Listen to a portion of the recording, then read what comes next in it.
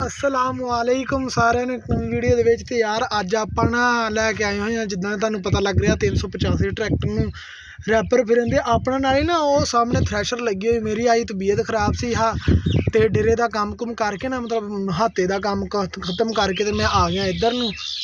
ਮੈਂ ਕਿਹਾ ਚਲੋ ਵੀਡੀਓ ਬਣਾਈ ਜਾਈਏ ਕਿਉਂਕਿ ਆਪਣੀ ਕਣਕ ਨਾ ਗਾਂਦੇ ਪਏ ਆ ਤੇ ਆਪਾਂ ਉੱਥੇ ਵੀ ਚੱਲਦੇ ਹਾਂ, ਜਾ ਕੇ ਵੀਡੀਓ ਬਣਾਉਂਦੇ ਹਾਂ।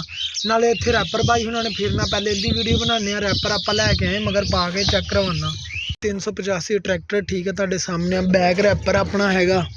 ਤੁਹਾਡੇ ਸਾਹਮਣੇ ਬੈਕ ਰੈਪਰ।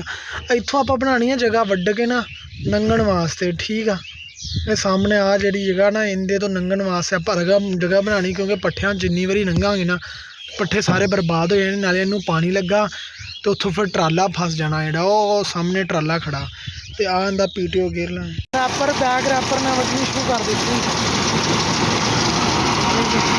ਲਾਈਟਾਂ ਦੱਸਣ ਦੇ GTCGD ਦਾ। ਠੀਕ ਹੈ, ਇਹ ਲਾਈਟਾਂ ਜਿਹੜੀਆਂ ਆਪਾਂ ਪਹਿਲੇ ਲਗਾਈਆਂ ਬਿਲਕੁਲ ਉਹੀ ਸ਼ੈ ਆ। ਤੇ ਬਾਅਦ 'ਚ ਇੱਕ ਆਹ ਤੇ ਪਹਿਲੇ ਲਗਾਈਆਂ ਸੀ ਆਪਾਂ, ਉੱਥੇ ਉਹ ਨਹੀਂ ਕੰਮ ਦਿੱਤਾ।